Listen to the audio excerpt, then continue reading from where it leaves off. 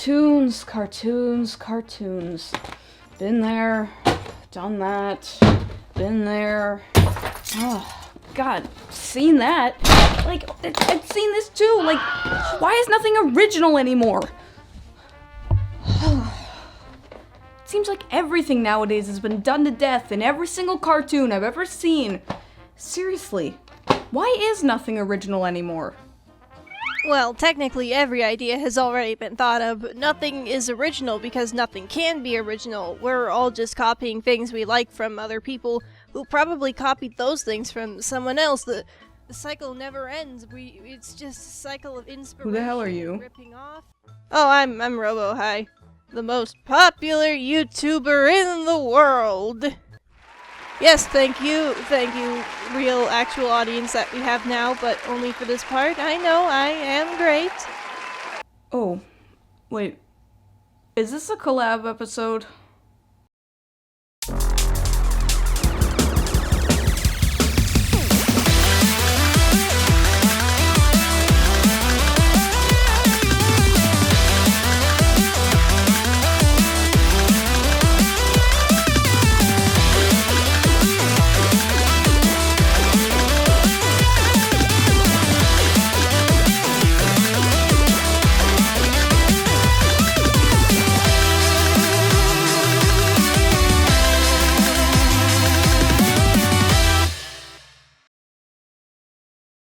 Is this a collab episode?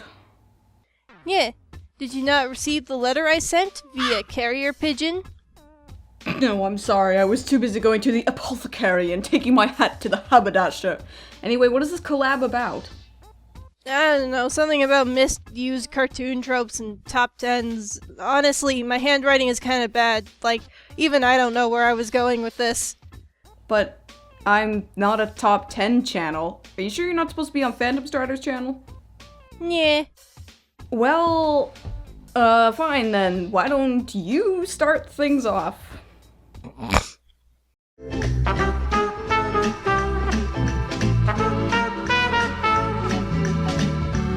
Number 10. Characters meeting celebrities. Cartoons! They feature celebrities sometimes. Cameos are one thing. Sometimes they can even be really funny. But in the 90s and early 2000s, we had this awful trend of dedicating an entire episode just to having the characters meet a celebrity. Sometimes these episodes are at least funny in an ironic sense, but the majority of them have not aged well. Static Shock is probably the worst victim of this trend. Oh look, it's Static meeting Shaquille O'Neal. Oh hey, it's Little Romeo. Wait, who's Little Romeo? And he even gets to meet a Backstreet Boy. Doing this is incredibly distracting and ages the episode like crazy. I don't care if frickin' Arthur gets to meet Matt Damon, there's adventures to be had. It's obviously done for marketing purposes, and even though I know people do legitimately fall for it, I don't understand how or why. I don't give two hecks if Cartman meets PewDiePie or whatever. I want to have fun times. And that fun is hampered when I'm constantly being pulled out of the story just to bask in the limelight of some asshole who will be forgotten in a decade. Number 9. Red shirts. Everybody likes characters that they can get attached to, and everyone likes to see those characters survive their trials and tribulations to succeed in their goals and all that bullshit. But then some cartoons like to have an episode or two to introduce a fresh-faced new character for us all to know and love. A brand new person to grow with and learn about, and no, they're dead. Yeah, doesn't that piss you off? When a show introduces a character with the sole intent of killing them off that same episode? Now, just like any trope, there are good examples of how to do this thing right, but for the most part, it's just a waste of time, a shameless manipulation of emotions, and throwing away a perfectly good episode that could have been better used to show more poop jokes. Oh, poop is funny. Number 8. Suspicious Newcomer. Wowie gee willikers, I sure do love it when main characters act uncharacteristically stupid and gullible. I especially like it when there's another character who's clearly pointing out the things going wrong, but everyone trusts the new guy over the friend they've had for an entire show. And this is the Suspicious Newcomer episode. Sometimes it can work, but usually it's glaringly obvious what's going on, and it's frustrating when no one else realizes it. Like, gee, this character who has the exact same voice, mannerisms, and personality as the villain turns out to be the villain?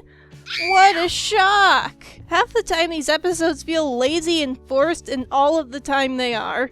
So why do we keep making them? Number 7. PSA Episodes. Don't do drugs, kids. You shouldn't smoke either, because it's bad for your health.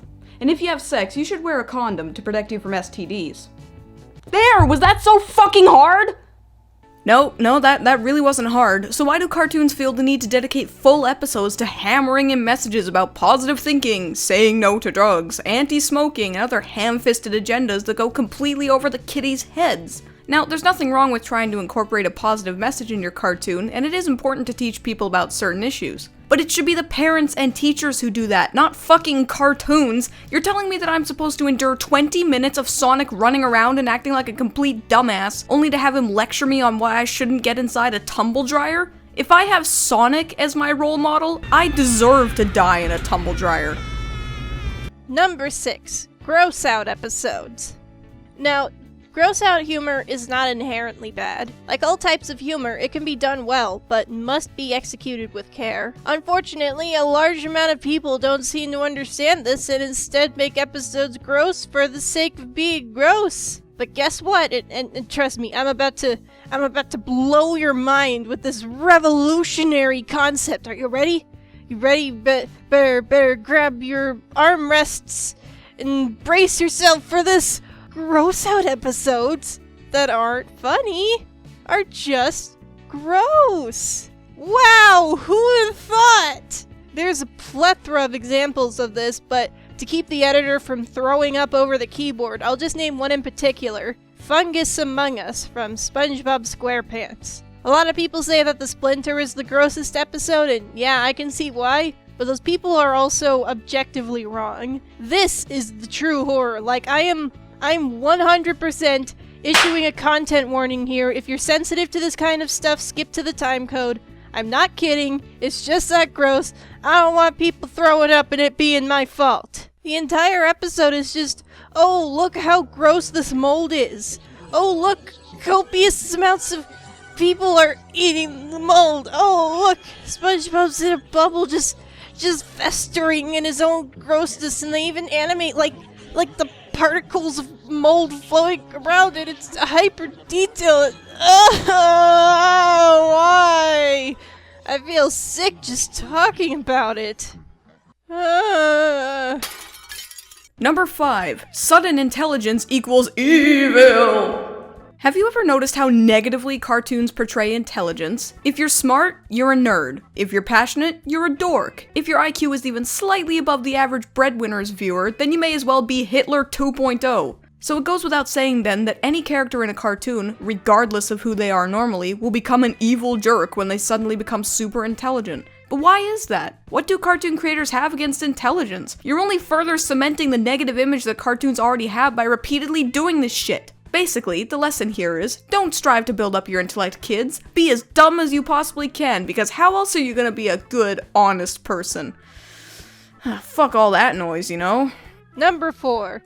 You get rich and popular and then turn into a jerk. Now, it is indeed a fact that rich people are assholes by default. But what about when you're an average nice friend guy who suddenly comes into money? Well, according to cartoons, becoming rich and popular will somehow automatically turn you into a jerk. The lesson? Never change. Never try to rise above your class or assigned societal role. Live your life in the fantasy romantic bohemia that totally exists and isn't just a social construct created solely to make people accept their prescribed roles. Never challenge the system. Never fight those in power! Conform! Conform! Also, that Danny Phantom episode was fucking off. Jesus Christ. Number 3. Going inside a computer or a video game. Hoo boy, I just do love them there video games, yes sirree, and them computery thingamajigs ain't so crazy either. And it seems that cartoon creators love them some video games and computers too, but the inherent problem with them is that they seem to be completely misguided by the logistics of how such things work in reality. Now you might be saying to yourself, reality is a cartoon, you unmitigated bitch! And that's true, but it's still a big piss off for me regardless.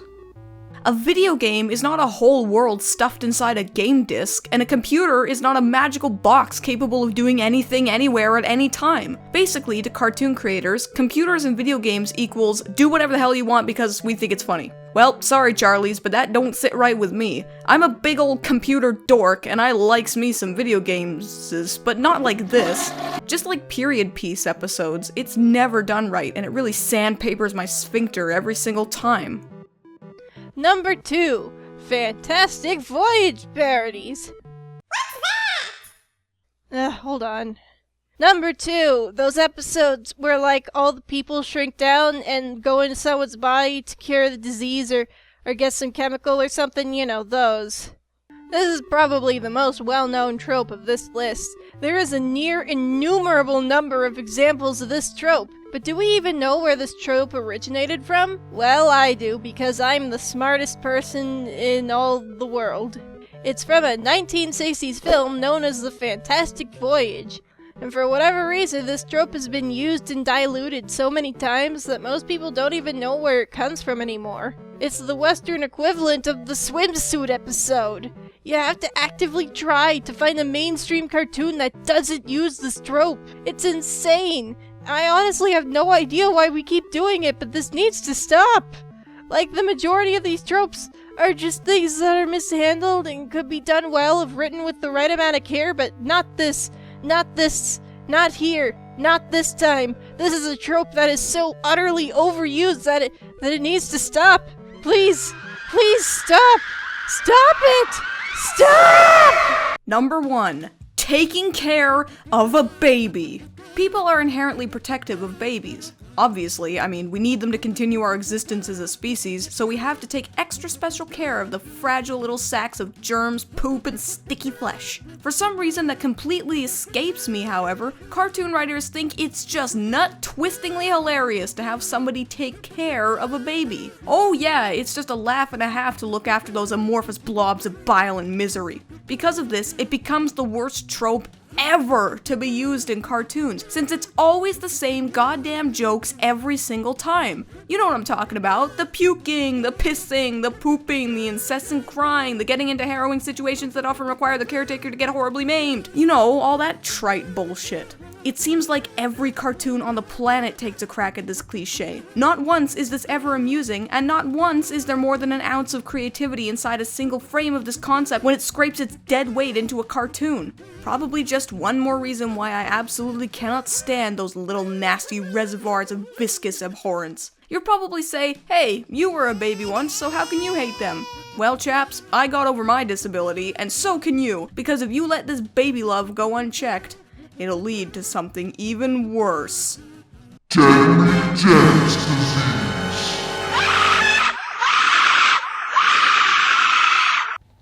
Okay, I think that's all I can take for today. How about you? Yeah, I think so. But you know what we should do? What? We should take a moment to appreciate the people who put actual effort into the stories and scenarios they make for their cartoons. Yeah, I suppose that is true. Not every single cartoon creator resorts to these tropes, and I guess we should be thankful for that. You know what else? What? Buzz Baby 2 is coming out 2021! Oh my god! No!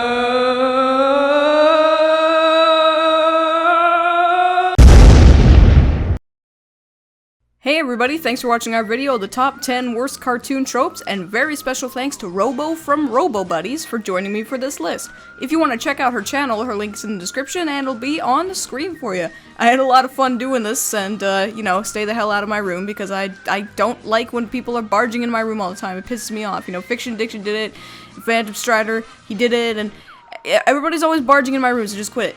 But thanks for joining me anyway, but seriously, go away. Hello, it's me, the Robo, and I have a channel you could look at.